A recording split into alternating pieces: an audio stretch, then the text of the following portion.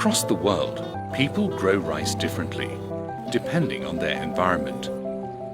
For upland rice, seed is either broadcast or sown in pockets. For rice grown in inland valleys or irrigated systems, it's often established by transplanting young seedlings.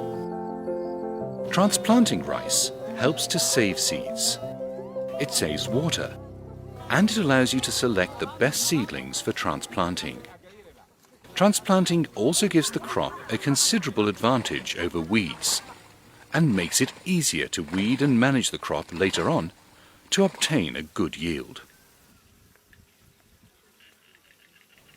Farmers in Segueso village in Mali learnt about the benefits of integrated rice cultivation in inland valleys through participatory learning and action research, or PLA.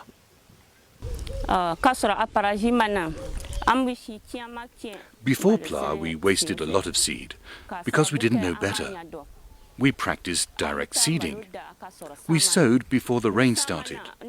If rains were delayed, the seed spoiled in the soil and you were obliged to sow again.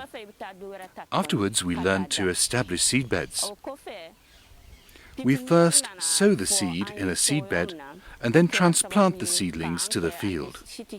We no longer waste seed. With direct seeding, we wasted a lot of seed.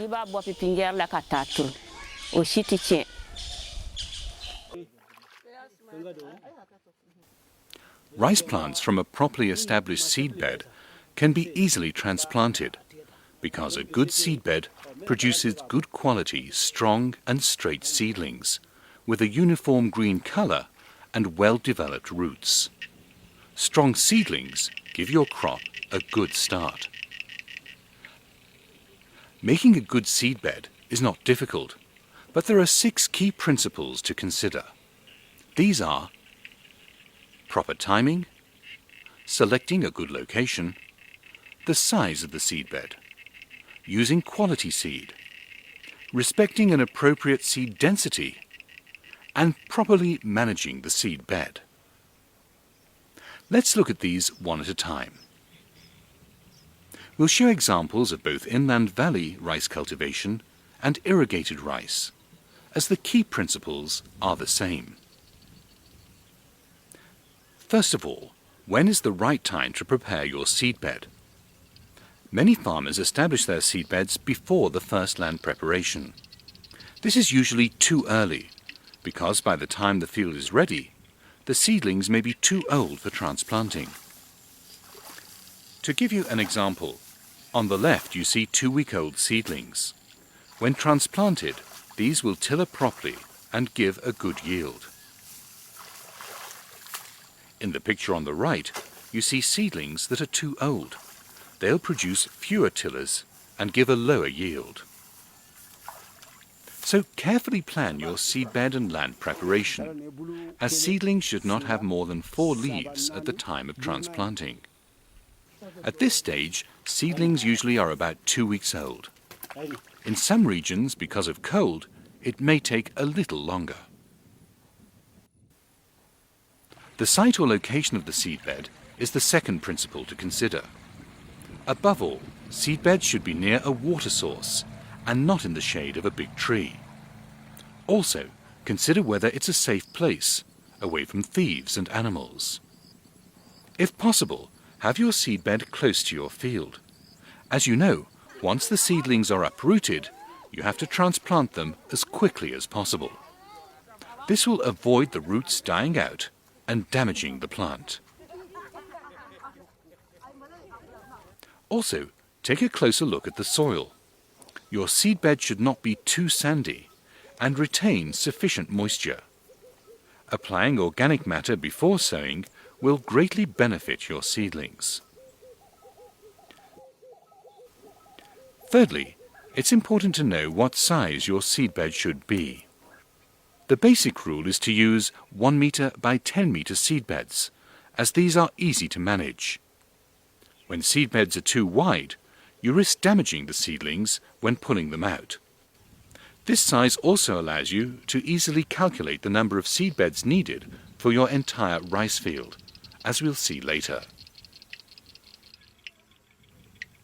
Now that we've prepared the seedbed at the right time, in the right location, and of a size that makes it easy to manage, we can start sowing our seedbed.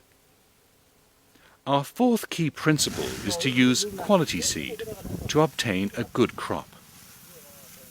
Good seeds are healthy seeds that have been harvested, sorted, dried, and stored properly in airtight containers.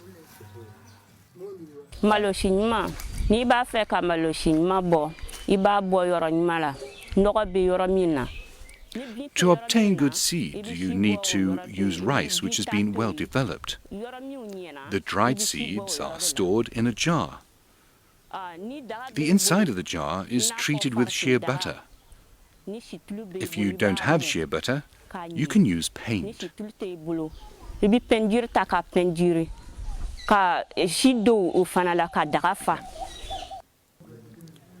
Seeds can be given a kickstart by pre-germinating them before sowing. Soak the seeds in a cloth or jute bag for 1 day to allow them to absorb water.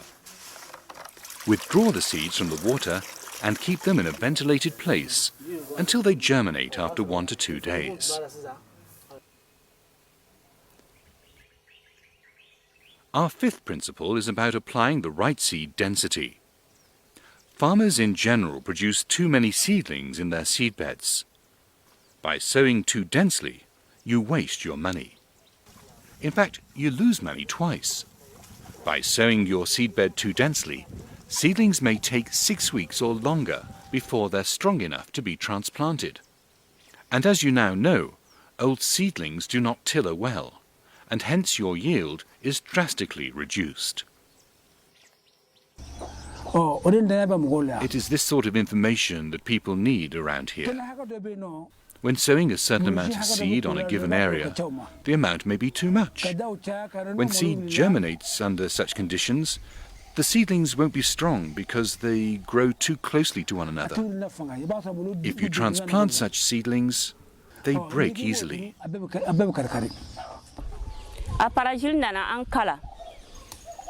Through PLA, we learnt about rice cultivation and about how to set up a seedbed. We only need 2 kilograms of seed now, compared to 5 kilograms in the past. Nowadays, we don't use more than 2 kilograms in the seedbed.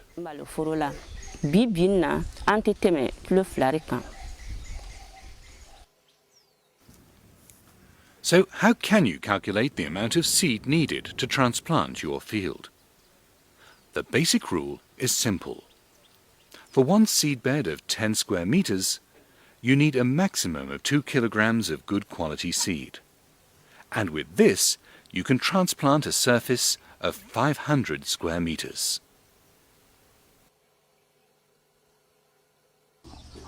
To establish a seedbed, it's absolutely crucial to know the area you want to transplant. You need to know the area to be transplanted and the amount of seed needed before you start.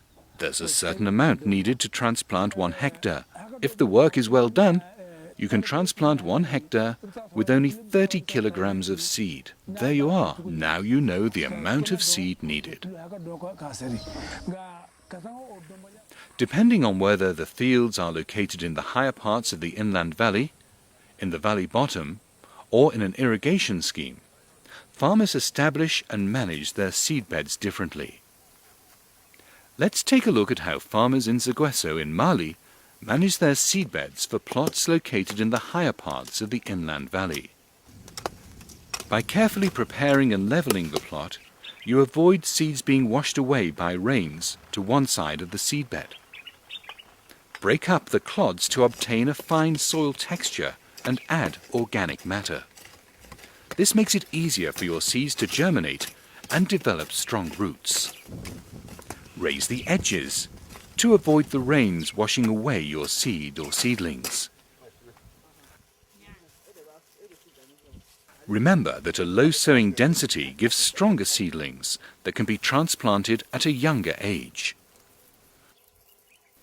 Once sown, cover the seeds with soil.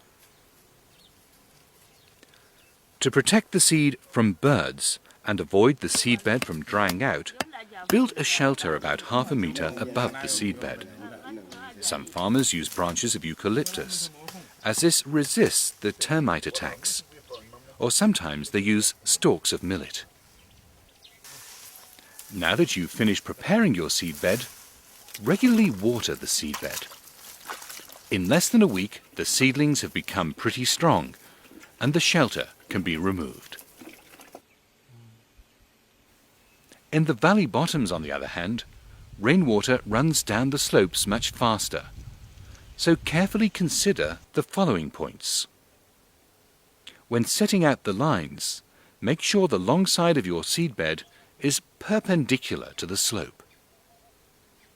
Also, it's important to elevate your seedbed by about 10 centimeters to allow drainage of excessive water and avoid your seedlings being washed away during heavy rains.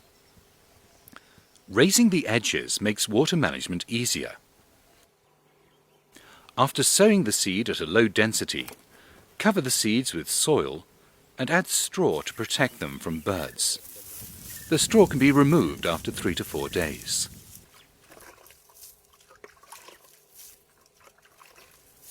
In some areas, frogs may crawl under the straw and destroy part of your seedbed.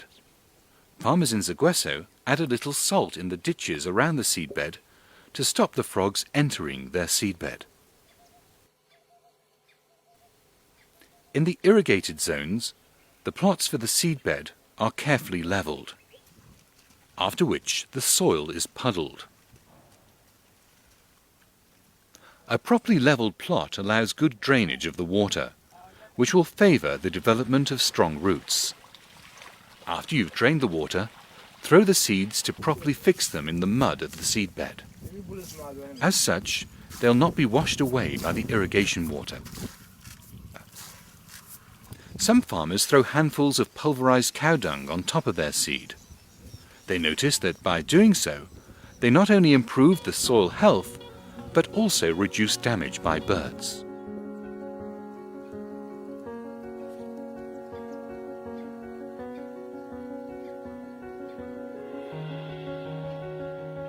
So, what have we learnt?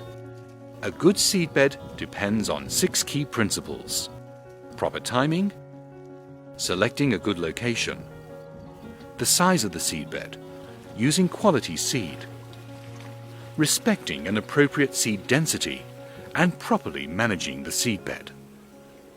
Start preparing your field before preparing your seedbed, as seedlings should not have more than about 4 leaves at the time of transplanting. Older seedlings will give fewer tillers and less yield. The location should be close to the field and a water source. In inland valleys, seedbeds should be perpendicular to the slope and well levelled. A seedbed of 1 metre by 10 metres makes it easier to calculate the seed rate, to manage the seedbed, and to uproot the seedlings at the time of transplanting. Use good quality seeds. For one seedbed of 10 square metres, you need a maximum of 2 kilograms of seed to transplant 500 square metres in your field. Protect your seedbed with palm leaves or rice straw and keep the soil moist. Only when you take care of all of these aspects will your rice crop be off with a good start.